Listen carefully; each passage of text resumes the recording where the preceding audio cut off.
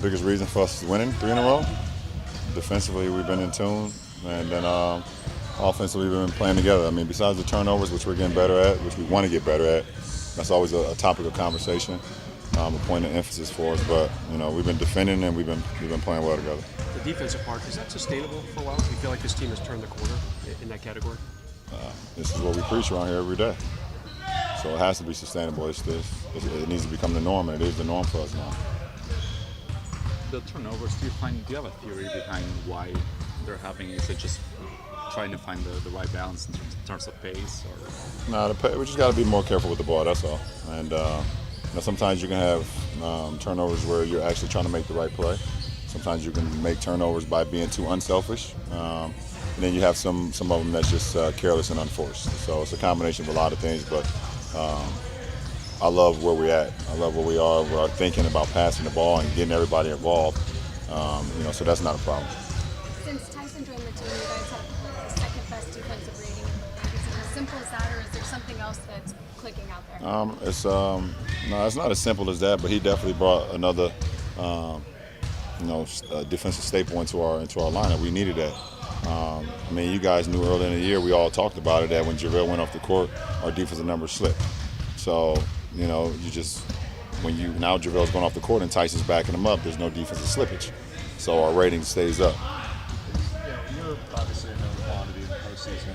Rondo's a known quantity. Is it reasonable to say that sort of the top end of what this team can be is sort of defined by how much the young guys grow between now and then and what they're Well,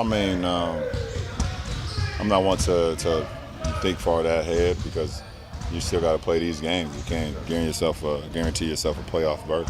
You got to win ball games. But if we win ball games to get to that point, then it is about how much our young guys can grow. What do you like this team is doing right now? Winning. What is part of that combination? We put the work in. And it's not it's the reason why we're winning. We put the work in every day. We come out here and get each other better, and we critique each other when guys are not doing their job. Both from the top to the bottom. So that helps. What was your reaction to the Urban Meyer news this morning? My reaction. I had two reactions. One is, he's been a hell of a coach for the Ohio State Buckeyes for years. But more importantly, his health is more important. And that's what it all boils down to. It's a friend of mine. I've loved everything that he's done, at Ohio State, being that coach of those kids and in that program. But more importantly, his health is what's most important. And then my second thought was how hard it's going to be to find a replacement. I know there's going to be a lot of people that's going to, jockey for the job, but to replace somebody like Urban is going to be very difficult. But I think we'll figure it out. LeBron, this summer has so shopping. How do you go back 13, 14?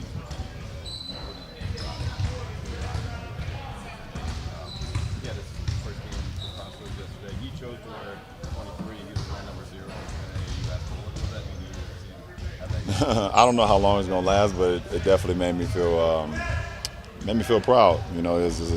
My kid has his own personality, has his own DNA. We share the same name, but he has his own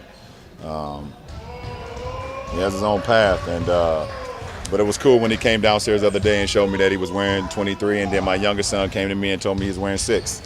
So it's like it's a really good feeling. So his first game was yesterday, and had a hell of a game, and both of them play today. So I'm catch both of their games, but it's just it's a proud family going on in our household, and I'm a proud dad. What did that mean to kind of the whole process of your family moving out? Yeah, it was kind of nervous for all of us because it's the beginning, it's the start. He did play flag football. Both of them played flag football before basketball season started, so they got acclimated that way as far as sports. But obviously basketball rings bells in our household, and they both were extremely excited. They laid their uniforms out the night before. They laid their shoes out like it was the first day of school. So it's a good start for us, being in a new, new school, new community, new neighborhood. Your family's obviously always been making it for you, John, but how nice is it to be able to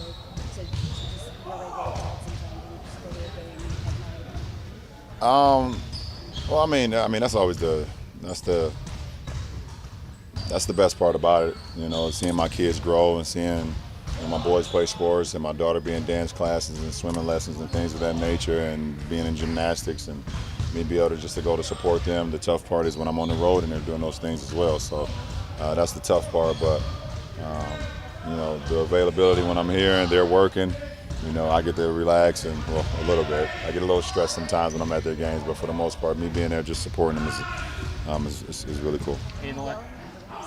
Say that again. Are you the kind of dad that's yelling at the refs a lot, or? It all depends. It all depends. In the last few days, two of the most prominent voices in the Lakers universe, Magic and Kobe, have both said this team needs to be wary of having you do too much or putting too much on your shoulders. Do you think that over the last few games, you guys have veered to a point where you have been asked to do more than would be sustainable, or how do you react to that? And then I don't know. I don't know what asking me to do too much is, to be honest. I just play my game. I understand the logic behind it, and I understand what Magic and Kobe is saying, because we want to continue to grow the young guys. We want to see how much our young guys can grow and be the best they can be. I mean, Magic and Kobe know who I am. I know who I am. They know what they're gonna get out of me. That is, what you're gonna get out of me every game. Am I gonna play well every game? Am I gonna shoot the ball well? No, but you know who I am, and when it's time when it's really, really, really money time, you know who is gonna be there. So, we got guys that just want to continue to develop, and guys that continue to, get better and better just from experience. That they haven't had a lot of experience. So I think that's, people are trying to blow it out of proportion. Like, okay, why do you have LeBron if you don't want to use them as much? Guys are just, they don't understand the logic behind it. But it doesn't matter. Like, you guys asked me the other day, like, do you feel better after playing 30 minutes compared to if you played 40 minutes? It's like, no. I work myself all year round to get in tip-top shape all year round. I don't stop. So I can do whatever. I mean, I played a Game 7 in the finals, and I damn near played every minute of it. Last year I played every single game. So, you can kind of slice it how you want it, but I understand what Magic and Kobe are saying, and we have to continue to develop these guys, because if we don't, then long term, what does that do for our franchise?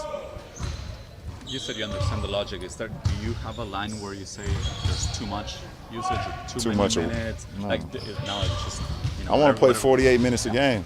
Okay. Seriously. Fair enough. But it's not going to happen. No. It's not smart. It's not smart on anybody's behalf, but that's just the competitive side of me. If you ask any competitive guy that's been in my case, did they like coming out? It's not going to be one that's going to say yes. But at the end of the day, we gotta, you gotta do what's best for the team, and you gotta be able to protect yourself as well. So, I love everything that's going on with our ball club and with this franchise since I got here.